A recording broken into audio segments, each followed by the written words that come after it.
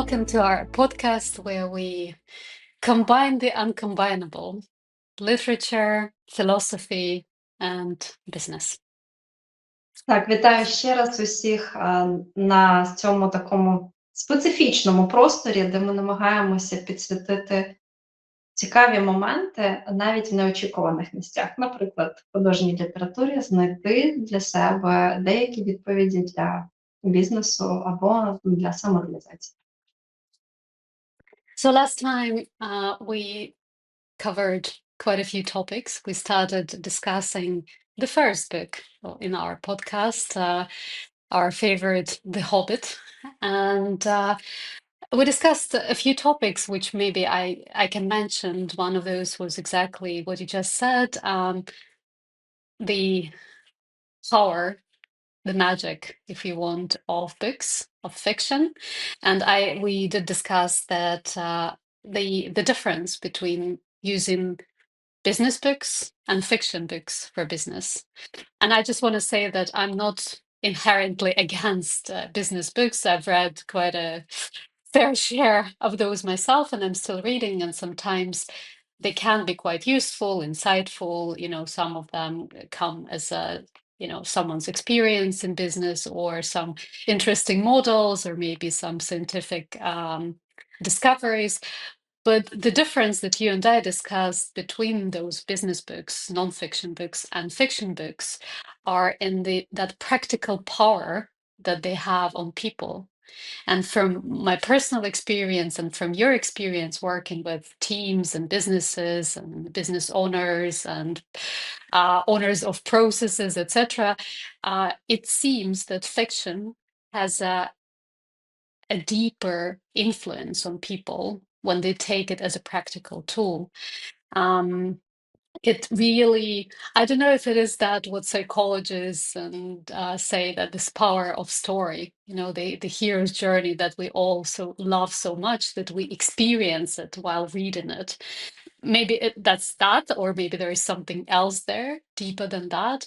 But this power of story that fiction offers to us is something that we here in our podcast are suggesting to use, suggesting for businesses and organizations to use as a practical tool. Так, цікаво, що зараз я усвідомила, що, наприклад, ту ж книжку, яку ми з тобою взяли, «Хобіт», вона часто підпадає під категорію дитячої. Yes. І для мене це і смішно, і одночасно про глибоку штуку, тому що там, де є дитяча література якісна, завжди майже є філософія. І з іншої сторони, мало хто з філософів може розповідати цікаво так, щоб було цікаво навіть дітям. Да? Тобто виходить, що той, хто може написати гарну дитячу книжку, він вже, як мінімум, дуже глибока людина. А зараз, слухаючи тебе, я зловила знову ж таки маленький інсайт. Ми всі створені з історії. Ми так любимо сторітелінг, наприклад, да? Навіть коли ми працюємо в бізнесі. І ті книжки, які ти перерахувала, книжки для бізнесу, вони теж використовують історії, да, тільки беруть ті чи інші кейси, щоб заманити людину в що? В мислення, да, або в пошук.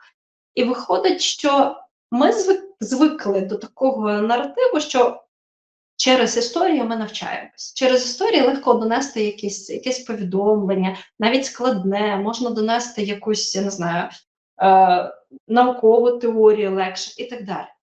І шукаючи або думаючи, які цитати я хотіла би сьогодні підняти з «Гобіта», я зараз підглядаю себе, в мене стоїть перша, яку я нікуди не виділила, але вона мені була дуже важлива.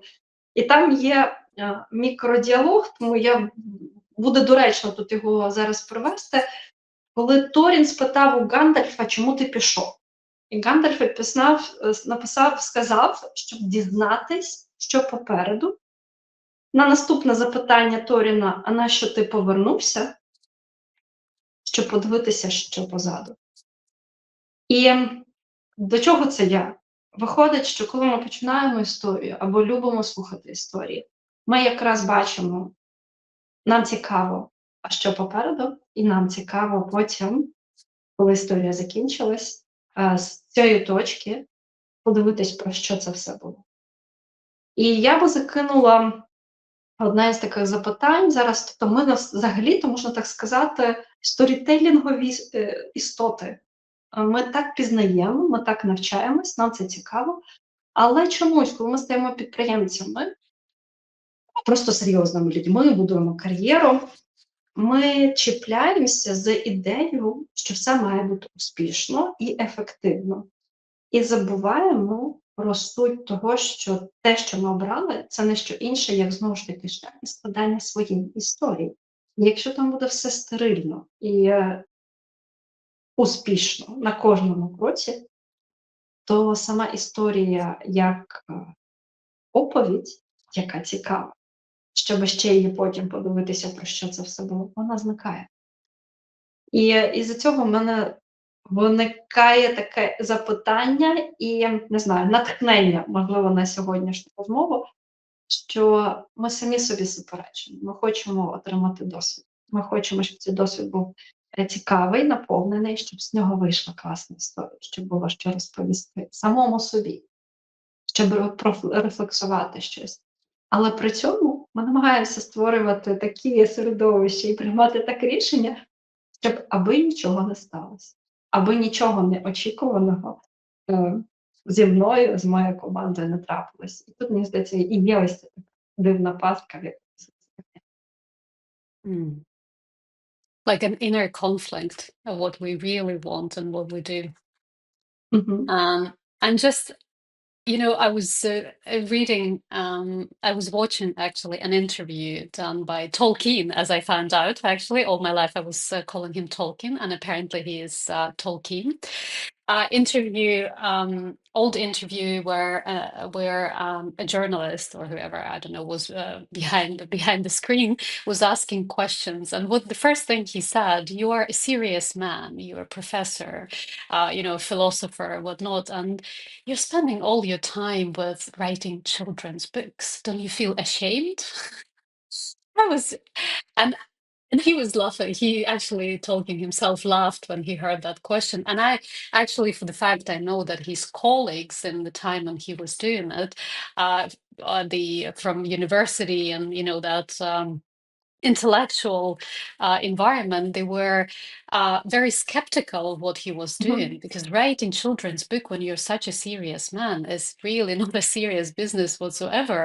It feels like he would, if for them, he was wasting his time.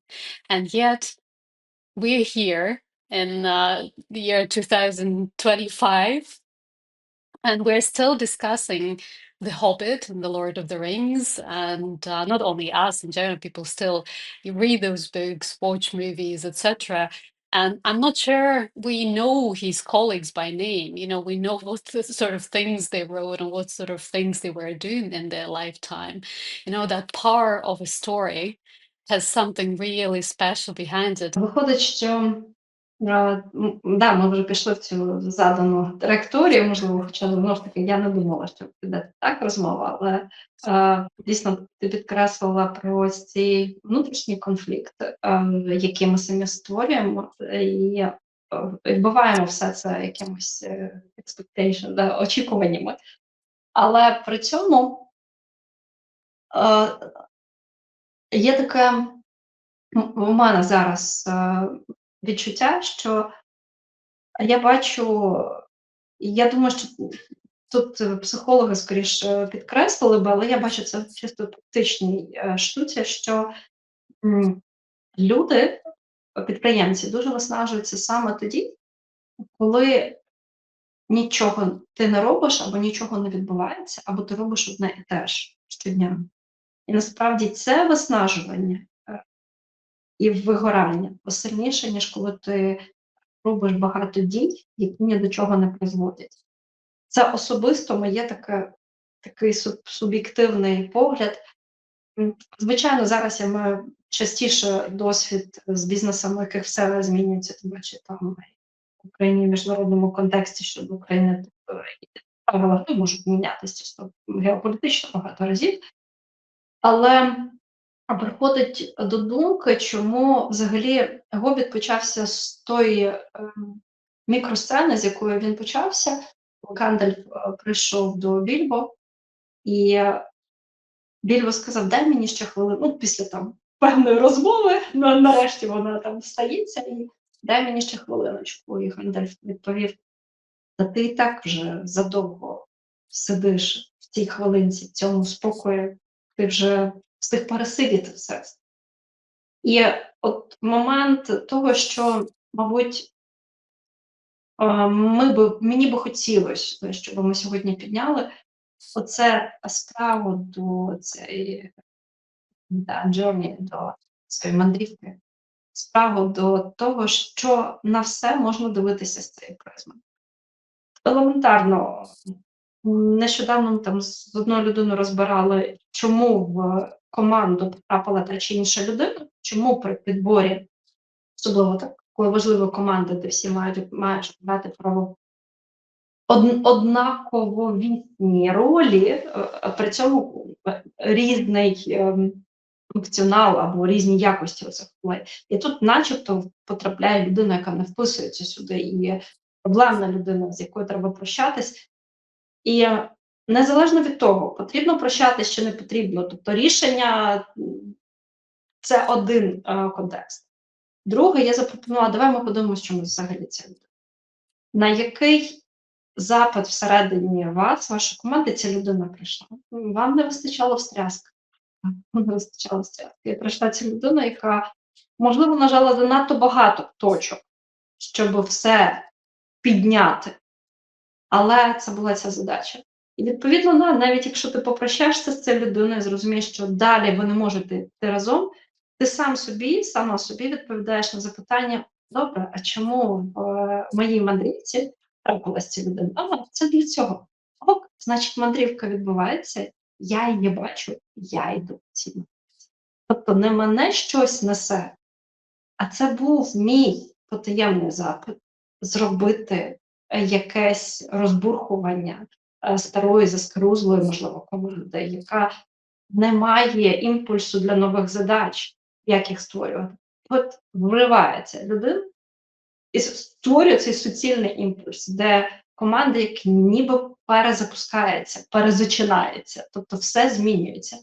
Ми попрощалися з цією людиною, але ніякого тут всередині розуміння, що це була помилка, немає. І це вже шлях, який розгортає наступну стадію твоєї мандрівки. І виходить, що ти все одно залишаєшся власником цієї мандрівки, як власником бізнесу, як власником процесу.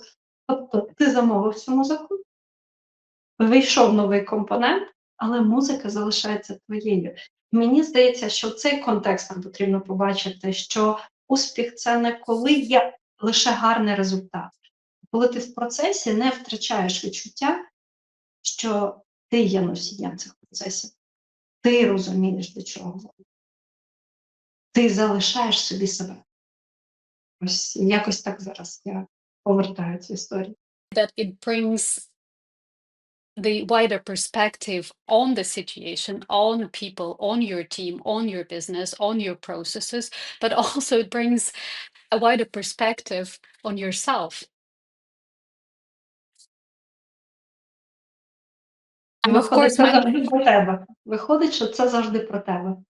Твоя yes, мандрівка.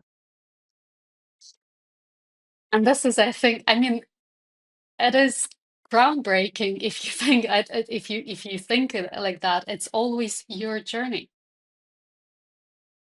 From wherever point you are, whether you are a person who owns the business or you're person who owns the process or you're a person, I don't know, within the team, your journey is your journey. And you have the power, basically, whatever happens within that journey, whatever happens within that story, happens because you chose for it to happen. It would be a completely different perspective. It could be a completely different journey as well, more fulfilling, more conscious, if I may say here, because many things would not be happening as a surprise. They would, okay, they might still surprise you, but they would be happening as a part of that. Here's the story evolving in front of me. What is happening inside me? М, Так, виходить, що, я навіть знову ж таки, коли ми ведемо подкаст, я якби занурююсь в ті питання і в цю книжку заново. І сьогодні я розумію, теж ще одну, такий ряд цитат, ряд моментів, з якими, стикалася в цій книжці, коли у Гандальфа час від часу запитували: "Поясни, чому саме Хобіт?" І ось тут я хочу підкреслити, мудрість, звичайно, Толкіна, і дякую йому за те, що він зробив і залишив для нас ці роботи, яку він вклав в уста Гандальфа, який сказав багато чого, але я пам'ятаю таку фразу, що Галадріель він казав: "Чому Більбо? Мабуть, тому що я боюсь, а він повертає мені відвагу". І отут важливий такий нюанс, і якби в продовження того, що ти говориш. Окей, я власник бізнесу. Тобто от в мене є практикум, він називається нейромодель власника. Чому? Неважливо чого, коли ти сприймаєш себе як власник процесу. Тобто ти розумієш, що це є твоя мандрівка. Але при цьому, навіть якщо я власник процесу, власник бізнесу, власник, не знаю, підрозділу, неважливо, я віддаю собі належне, що я зараз чогось не можу, і поруч з цією людиною я повертаю собі те, чого я не можу. Або ця людина закриває мені якісь потреби. Тобто тут ми бачимо цю глибину навіть гри, продовження минулої розповіді. Якщо Гандальф – це власник, а Більбо Хобіт – це SEO, то важливо момент, що Гандальф сам собі, тобто власник сам собі може зізнатись в тому, що, можливо, я боюсь, що ідея не вистрілить. А коли я бачу його, співпрацюю з ним, я повертаю собі цю первозданну розуміння, що все вийде. Коли я, як власник, можу хоча б провести сам з собою цей діалог, в даному випадку в книжці взагалі Гандальф міг про це голос сказати, що говорить про гуманність, я прибираю ілюзорний контроль всього над всім, і тим ж самим залишаю мандрівку своєю, бо я обрав цю людину, і з іншої сторони я дозволяю статись цієї магії. Я є цим, я власник процесу, я обрав цю людину, але я і розумію, що ця людина додає цієї магії, яку я в той час. Ось ця чесність, вона залишає не тільки все на своїх місцях, вона дозволяє заходити в здоровій динаміці. І я думаю, що навіть це відчуття для SEO, якщо ніколи не почує цих слів від власника, задає тон впевненості і можливості крокувати і долати якісь задачі. So if he or she, yes, feels that, I mean, CEO feels that there is that,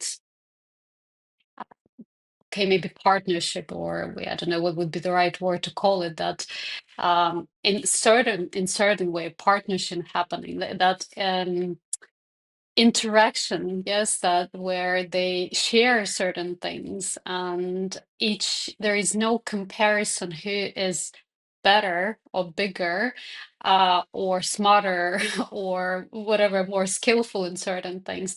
They all are doing what they can do best, and then this thing in this way sort of complement each other and make this whole journey. So Gandalf having his journey, or founder having his journey, CEO in this case, Bilbo having his journey, and together they create a bigger journey. Так. При цьому у кожного залишається власність на свою мандрівку. Ніхто не може сказати: ти зробив це, тому що я тобі дозволив. Або ти реалізувався за рахунок мене. Тобто тут немає викатаної претензії і, відповідно, бажань когось комусь зробити неприємно у вигляді різних махінацій і так далі. Тому що тут є не просто про довіру, це трошки інша історія. Це про розуміння місця кожного в процесі. При цьому процеси ні у кого, як у власників, не забираються. І тоді кожен еволюціонує і відчуває, що він бере своє належне. Якщо ж уявімо, що Гандальф каже, ні, я знаю, я поставив на нього ставку, він впорається, то тоді у мене, як у Більбо, забирають будь-яку можливість самопрояву, самовиразу, тому що просто на мене поставили ставку. І я тут пасивна фігура. І згадаємо, знову ж таки, коли на Гандальфа знову і знову нападали, чому Говід, тому що це ж ніяк нікому не входило до розуму, чому це створіння. І він казав і таку фразу, що ви не уявляєте, які в нього приховані можливості. Потім була така пауза, і додавав, він не уявляє.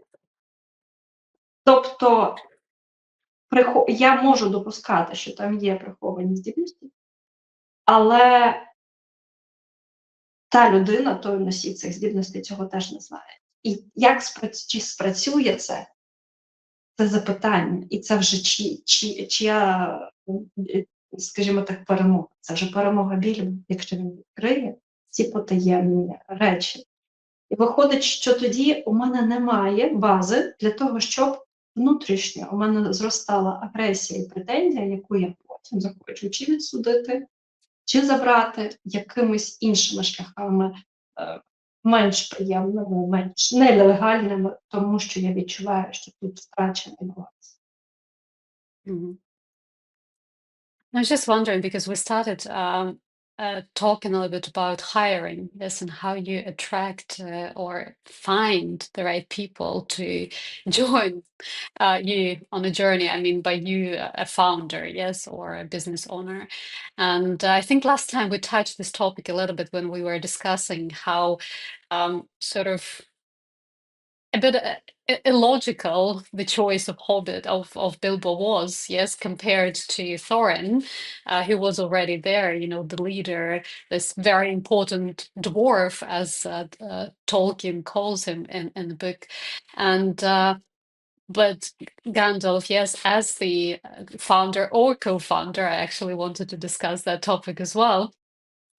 He chooses Bilbo because, as we said, he has that potential that no one else sees yet, and even Bilbo himself doesn't see that potential yet, too.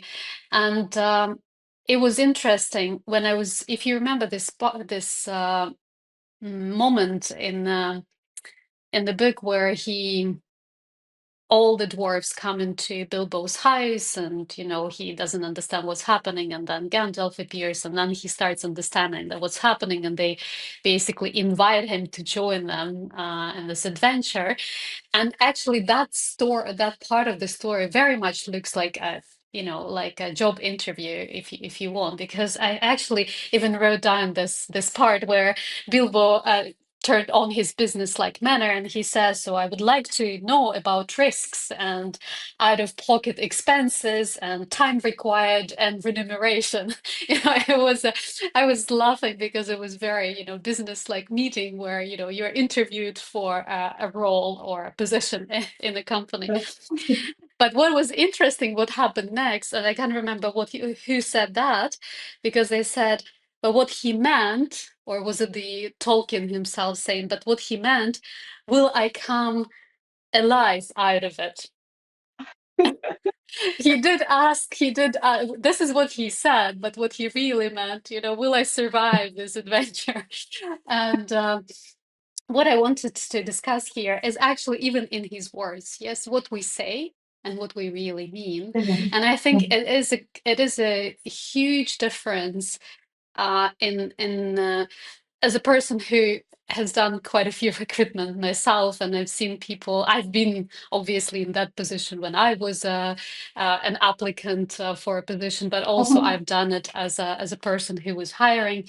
And recently, a colleague of mine asked me if I think that AI can, everyone is discussing AI, what AI can replace, and if AI can replace recruiters. Мгм. And we had this whole conversation about it. What I think, this is my personal perspective on it. In certain ways, in this sort of initial stages where you have to go through 2,000 CVs and whatnot, maybe. But what I said is that at this stage, while AI cannot see the unseen, the invisible, I don't think AI can really hire.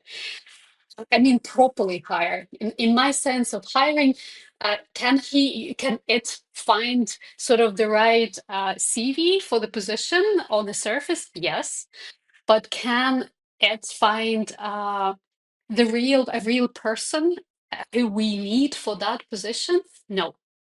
Because what happens from my perspective in during the interview, I actually often say that I don't care what people say during an interview. I do ask questions. I do, of course, listen to what they're saying, but I never listen to the words they say. I listen to what they don't say. Because what matters to me when I'm listening to, when I'm in an interview is what people are not saying. Exactly like Bilbo here, he can ask me about remuneration, about risks of this position, and what sort of, out of pocket expenses he will have. But what matters to me to hear is that he cares if he's going to survive. So there is a fear there. What matters to me to see what is there. Yes, he likes comfort, but also as Gandalf saw it, he also kind of somewhere deep inside wants that adventure. So all those things, this is me personally. This is what I'm listening to in the interview. When I'm listening to a person, I'm always listening to what is not being said in between the words, so to say, or behind the words. And AI cannot do that because AI works perfectly with what is visible. And what is visible is set of skills, what people say. But what I wanted to discuss here today is the difference in what when we are hiring, how much does it matter um, to see what is invisible and not just make your choices based on visible things. And by visible in a job interview, I mean obviously CVs and experience and what people say Мгм. about themselves, compared or versus who they really are, what potential they really have, and what they really bring in here or into, potentially into the company. Ну, слухаючи тебе, я можу сказати, що я не була в цій позиції, да, обираючи персонал або на якісь позиції. І я тут точно згодна, що якісь левели може закривати AI, які в різних аспектах, але вибираючи ключові позиції, це просто, скоріш за все, взагалі недопустимо, тому що ми знову ж таки з'єднуємо з першою частиною нашої оповіді, це як вкрадати в себе свою мандрівку.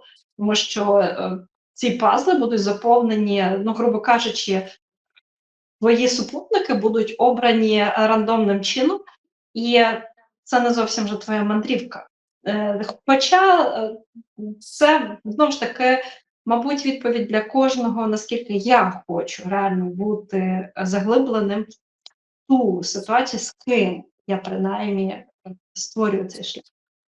Але в що я так буваю час від часу заангажована, і теж за рахунок того, що ти говорила, мені прийшло до роздумів. Тобто іноді мене запитують, е, просять моєї рекомендації експертної при обранні можливого потенційного бізнес-партнера. Часто це стосується ситуації, коли людина розуміє, що їй потрібно бізнес-партнерство по тій чи іншій причині, і є ряд кандидатів з приблизно однаковими, скажімо так, опціями, щоб ввійти в те чи інше партнерство. І ось тут це дуже теж цікава історія, тому що, бачачи того, хто запитав у мене, І розуміючи, який його насправді е, запит всередині, можу сказати, да, ось ця людина ідеально підходить під твій запит, але я розумію, що в процесі розгорнеться перше, друге, п'яте, десяте. Але вона потрібна. Якщо ти зараз не дорозгорнеш цей досвід, він просто спіткає тебе в іншій непередбачувальній ситуації, скоріш за все, з більшими ризиками, тобто ти втратиш більше. З іншої сторони, можна підібрати досить таку стерильну, я би сказала, нейтральну фігуру, яка не відповідає запиту людини, яка шукає партнера, але там немає гарантій, що створиться ця магія. Якщо ми говоримо про задачу, аби бізнес вижив, або там додаткового якогось масштабування з незміною парадигмально, що ми робимо всередині компанії, ну ще ок. А якщо ми хочемо перезапустити, бо дещо вже помирає або втрачає ось цю форму і потрібна реальна трансформація, то виходить, що ми не можемо заходити на таку гру на нейтральці, на таких, скажімо, виважених ризиках, ми тоді майже нічого не отримаємо. Тобто це якщо втратити час. І ось тут, знову ж таки, рішення вибору, з ким іти далі, залишається у того, хто запитає. Або ми гаємо час, але тримаємося на плаву, і це теж іноді потрібно, так? Просто як парадигм якийсь. Або ми запускаємо динаміку, яка, можливо, змусить тебе відчувати, що ти в такій серйозній турбуленції, але це може дати поштовх до абсолютно нових можливостей, які до цього не відкривалися. Тому ж таки, але відповідальність, ініціатива за це рішення залишається у власника. І тоді це теж його ж Андрій. From my experience, yes, for those obviously for partners roles, yes, or for if it's a potential partnership, it's happening normally just on the level of that, of those business owners, just between two of them, or three or five. I don't know how many potentially can be, but yeah, normally for those sort of key positions, key roles, as we say. You have the rest of the key roles participate in that, and uh, I've seen different types of recruiters and different type of HR people. There are those who sort of intuitively understand that they what they need to do before they find the right person. Especially I think headhunters are the best in that. They really work with the person who's looking, or with the person and the company, to understand what they're saying they need and what they really need. And it takes time. And of course, very often good recruiters, good headhunters are good psychologists and people who can read people and understand them. So they take their time to really get to know the founder or the founders, and really understand what is there, what is the intention, what they really want to get with that person joining the company. So they really take their time. And of course, I've seen many recruiters who don't do all of that, and who just go by sort of what was said in the meeting. They set up a meeting where they are told what sort of experience they need, what sort of they require, what sort of knowledge, what sort of skills, etc., etc., and then they go by tick tick tick tick, and they find basically the job that AI can do. And we don't need huge companies for that, or huge teams searching for the right candidates. AI can easily do that. But what we were saying, yes, in this, if you understand the importance, because people on those, I mean, every person to a certain extent, it has an impact on an organization or on a business, but on those sort of roles where you have a bigger impact, bigger influence, they influence the whole of the business in a more significant way. So investing your time into that process, into that hiring, into that recruitment process for a founder or a business owner is essential, because what he or she is doing there is changing the journey. or take and potentially change in the whole direction of where they're going as a business. Бачиш, у нас сьогодні якось пішла тема про підбирання людей, хоча нібито ми планували трошки іншу тему, але до всього ми підійдемо. І поки ти говорила, я собі просто задала запитання: окей, а що у Толкіна для мене асоціюється з роллю HR-директора, людина по людським ресурсам? І я дала собі відповідь, поки ти говорила. І це було дуже смішно, тому що я прям побачила, як це все розгортається. Про це ми будемо говорити детальніше потім, але я не зможу цю інтригу тримати, що я вже побачила, що ідеальна комбінація SEO і HR-директора нас спіткає в «Володарі перснів» в трилогії «Це Фродо і Сем». І причому Сем, і він є HR-директор. І ця комбінація мене настільки і втішила і посмішила одночасно, що я думаю, коли ми будемо розбирати трилогію, багато про що поговоримо, тому що навіть дати відповідь, чому саме Голум був з ними поруч, і Сем все ж таки не вгохав, залишив, це і відповідь, чому Сем був просто суперовий HR-директор. This is really and I'm very curious to read, maybe even do an experiment with an HR team to read Lord of the Rings, and if they can identify who's the HR director in that story. But yes, it is actually very insightful, and actually we're a little bit introduced in the Lord of the Rings, which we will discuss in our next podcasts, and yeah, I think we'll discover for ourselves, as it seems, because I have not I haven't looked at Sam as an HR director, I must say, and I got surprised myself here.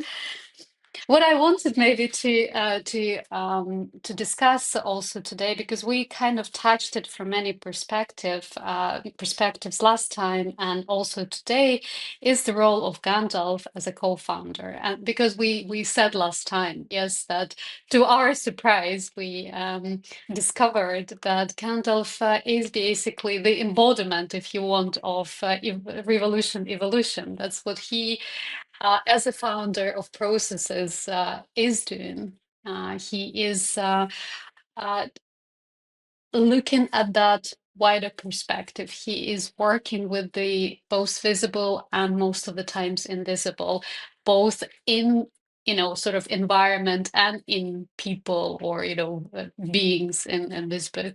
And what I wanted to discuss is those sort of key elements of what we see is so important, because what we were saying, that if Gandalf is that founder or business owner, he is basically bringing sort of an inspiration for founders, for business owners, or for owners of business processes.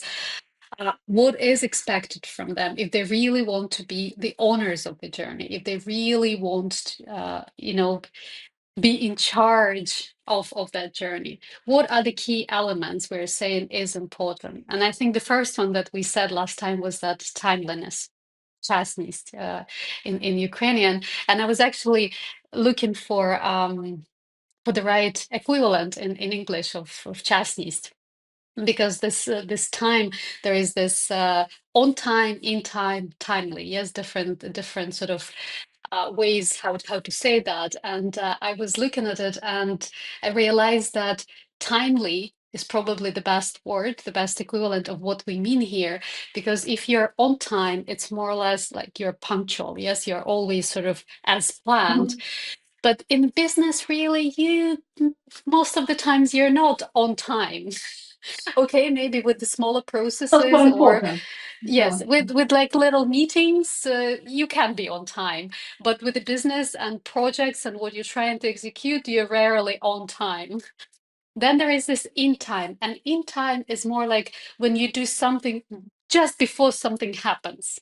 And also, it's not what Gandalf does, because Gandalf works with things way, way far way before they happen. So Мгм, he мгм. sees them way longer before, they really starting to become visible for everyone. So he, in time, is like when what we do as people just before the catastrophe happened, we managed to kind of change something. And businesses do that as well a lot, this in time. We just barely managed to Мгм. sort out things before things go the wrong way. But what Gandalf does, he's really timely. And I actually looked what timely means, and basically the sort of meaning of that word is when you it's the quality of being done or occurring at a favorable time or the best possible time. Мгм. And the best possible time is like with investors. Yes, the best investors we heard Yes. about in this world, they always invest in the best favorable time. And the best favorable time is not when it's visible and Yes. when things are invisible. They work with potential, with the invisible things, and they do things before they appear, they become apparent for others. And that's exactly what Gandalf does. He does things in the best favorable time. And I wanted to discuss a little bit that quality of working with time and working with that invisible. Ну, тут ти зробила дуже класне дослідження зараз про час. І я думаю, що, звичайно, це корисно і коректно зараз для україномовної, англомовної аудиторії, щоб зрозуміти, про що ми саме говоримо. Але навіть саме це дослідження вже розказало нам про деякі елементи, що нам саме цікаво. І дійсно класно, що ти поєднала час з інвестуванням. Да? Коли ти насправді робиш ставку, ти не знаєш, як вона спрацює. Да? Це як те, що Гантер сказав, я йшов вперед, щоб побачити, що попереду, і повернувся, щоб побачити, що залишилось позаду. Тобто ти граєш з минулим і майбутнім в точці перетину тут і зараз. Мені здається, що це дуже велика тема. Я не впевнена, що ми її зараз розгорнемо. Я би навіть зараз собі ставила задачу, щоб ми взагалі і Хобіта, і Володаря Перснів не розділяли, а вже вели як цю таку єдину лінію, тому що воно так якось навіть запроситься.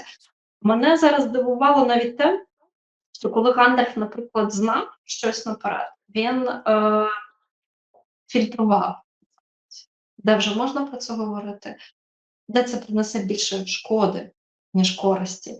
Тобто виходить, що тут питання часу поєднується з тактовністю, з елементами, як ти вплинеш на іншого. І тут ми знову бачимо його як ментор. З іншої сторони, його зникання і поява теж вчасно, коли вже необхідний цей support, да, це підтримка, цей супровід, і тоді він з'являється. З іншої сторони, що важливо, мабуть, ще, поки ти говорила, мені прийшло це, чому я зараз наполягаю, щоб ми не розділяли і Гобіта, і Володаря Перснів. Був момент, коли Гандальф загинув, і всі вважали, що він загинув. Тобто для мене це зараз паралельно з тим, що коли бізнес набирає обертів, так чи інакше, власник, фундатор, він відходить настільки, що він вже здається настільки далеким, недосяжним, майже неіснуючим, як десь там ідея якась, а все живе своїм життям. І я бачила ситуації, коли дійсно вже компанія живуть своїм життям, і тут там раз на рік, раз на півроку з'являється ось ця зірка власника, щось привносить, але дуже багато для людей це ефект якогось вау, який далі нічого майже не дає, він розчиняється. І при цьому я бачила інші ситуації, так само, як з Гандальфом. Тобто він зник, всі думали, що він помер, а він повертається, але абсолютно в іншій формі для цих же людей. І ось тут криється теж момент цієї вчасності, доречності, все разом. То ми не може фундатор з'являтися перед людьми однаково, коли компанія там, не знаю, 100 людей, 100 тисяч людей, це було там 3 роки назад, 4. Він для тих, хто вже крокує самостійно, виходить і новою ролью. Оце вчасність змінити комунікацію, стиль цієї комунікації, точки, на які він звертає увагу. Мабуть, це вже щось на грані мистецтва. Щоб ти був доречний і був тим, хто доречний в цей момент. Він же не повернувся тим самим. Да, суть його єство залишилось те ж саме, але він що? Він еволюціонував. Він дав собі вчасно померти як старий фаун, якого його запам'ятав, і виник зовсім в іншій ролі, більш потужній і пронизуючи всі процеси. І виходить, що він ніколи не полишав ті процеси. Тобто він був постійно в еволюції цієї метапозиції, цієї точки спостереження. Розвивається процес, як стає більше, і в нього тільки ще більша точка спостереження. Тому він і не повертається те ж саме. І його люди не щитують як щось сепароване від процесів. Воно тут все розвивається, і він міняється. Він дає інші, не просто там меседжі, він звучить по-різному. Відповідно до кожної із етапів еволюції компанії. І отут ця вже вчасність, я ж кажу, це вже як якийсь талант і мудрість, а не вспливання тільки в кризові моменти, або в моменти, коли тобі не подобається, коли воно все рухається, і ти заходиш тим ж самим. Ні. Якщо щось змінилось, і навіть компанія йде не туди, куди тобі потрібно, або окей, туди, куди тобі потрібно, ти все одно з'являєшся відповідно до того, якою стала ця компанія. З чим ти вже маєш справу. Тому для мене тут вчасність пов'язана з адекватністю, зв'язком з цим часом, з плинністю часу. Тобто, щоб ти був реальним відгуком того, що відбувається в компанії, а не відносився до компанії як до об'єкту, до якого ти можеш просто зайти-вийти, це ніяк не змінює. Ну, можливо, багато тексту, але і запитання, яке ти задала, для мене досить складно відділити. Це щось реально грані мистецтва, менторства і самотрансформації. Тобто задача власника постійно займатися трансформацією, споглядаючи навіть на інституції. So what we are saying here, going back to the beginning of our conversation today, is that as an owner of a business, but also as an owner of your journey, you have to continuously evolve. So what we are saying here is sometimes I feel like founders and business owners, there is this common perception that their sort of role is to make sure that business is successful, so to say, that their business succeed, or businesses, if they have businesses, succeed. But from the perspective we are taking it now, especially looking at Gandalf in sort of wider and deeper perspective, their key role is to evolve themselves. And if they evolve continuously, their business will evolve continuously and will grow and will develop.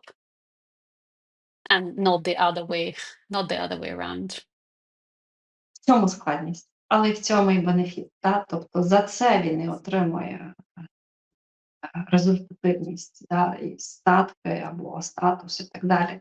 Виходить за ось це включення і цю еволюцію, яка відбувається всередині нього. Як власника процесу.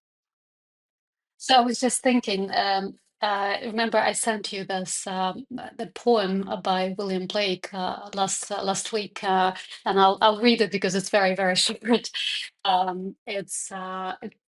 So it's called Eternity.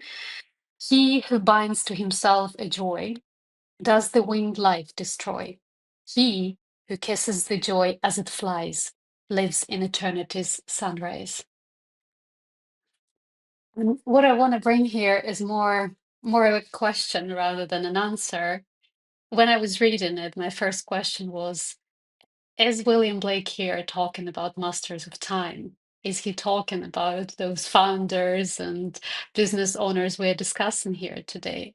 Because the moment it feels to me what he says, and of course I don't want to say that I know what he wanted to say, but this is what it feels to me, that he's talking the moment you start sort of um, the moment you stop evolving, the moment you want to grab that success, whatever that success is, your business is finally what you imagine it to be. You in the Hobbits language, it would be they got all the gold. Yes, the dragon's gold is theirs. Here, they're rich. They're all, they achieved what they wanted to achieve, but the journey doesn't end there, as we know from the book. Actually, only this is the moment it actually starts getting serious, because after that they just they have to defend the goal, they have to defend their role, they have to go to the next level. And we often have that, what you said of Gandalf evolving as a founder. He didn't stop. He was already a very powerful wizard who everyone respected and everyone, thought of as magnificent, but he didn't stop evolving. The moment, his processes reached sort of the size of the universe they're in, he exploded, so to say, and he transformed into the next level. He went as a founder to the next level. So he really didn't bind himself to that joy, to the goal that they achieved, and to all the successes that they reached. He is flying with that joy, because it is that continuum of time. We cannot bind it, because the moment we start conserving it, this is the moment when I think issues start happening with the business, and it's a potential beginning of the end. Виходить, що насправді тут ти вже взяла таку висоту з цим віршем, що тут мало що можна додати. І я сподіваюся, що як висновок з того, що ми говорили, що у власників, фаундерів виникне бажання не порівнювати себе з іншими власниками, тому що сам шлях він не порівнюваний. І з другої сторони, щоб вони були зацікавлені подивитись на себе в розрізі майстра часу, що ти інвестуєш, і якої якості процес ти що ти можеш в процесі цього все, що ти хочеш, і інтелектуальне, емоційне, фінансове задоволення, і відповіді на свої власні запитання, тому що це все одно шлях про тебе і для тебе. І, мабуть, якщо навіть тільки цю програму дати, і люди включаться в це розуміння, мало того, що їх бізнеси фактично стануть більш успішними, з іншої сторони, вони будуть більш наповнені, і вони від себе стануть менш вимогливими, але більш зацікавленими, заангажованими у власне життя, у власну діяльність. А чому я роблю це так? Чому я використала такий то інструмент, використала, чому це спрацювало, це не спрацювало. Тобто це стане принаймні цікавим шляхом для власної еволюції. Тоді я думаю, що питання безсенсовості, депресії, втрати орієнтирів в житті мають. Yeah, so I think we're kind of getting close to wrapping up our podcast today, and we will leave those who are listening or will be listening to this podcast. We'll leave them with those questions, of self-reflection, whether they are business owners, whether they are founders, CEOs, owners of processes, leaders of teams, whatever roles they are. At the end of the day, if they're just, owners of their own journey, we'll leave them with those questions. How are they mastering time? Where is their perspective? Are they looking? How are they working with that invisible? How are they kissing that joy, in Williams Blake's words? Or are they trying to bind that joy? Are those senses, are they there? Is your journey, your own journey, filled with those senses and with that joy? And let's see where those questions will take them.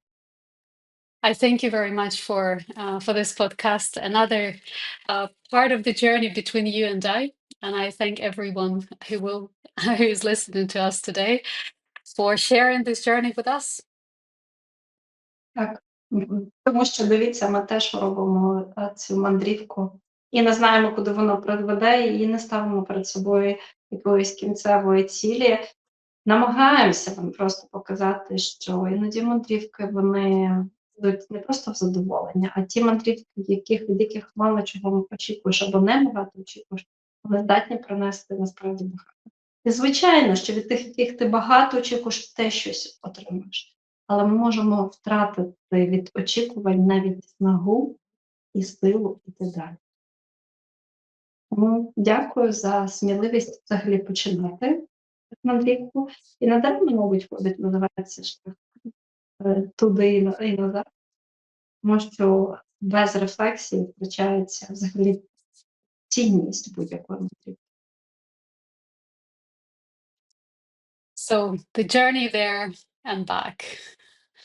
And we will see you all in our next podcast where we will discuss The Hobbit. And as we agreed today, because as you can see, our conversation here, our podcast is also a journey for us. We never know, we do know which books we're discussing, but we never know where our conversation is going to take us. And as you probably noticed, we're getting some surprises ourselves, because this is the journey that is creating itself as we walk it, as we're walking it. And so we will see where our journey will take us next time, as we will continue discussing The Hobbit and The Lord of the Rings, which we invite everyone to read, and at least once in their lifetime, because I do believe, and I would say for both of us, we do believe that those books are really worth reading.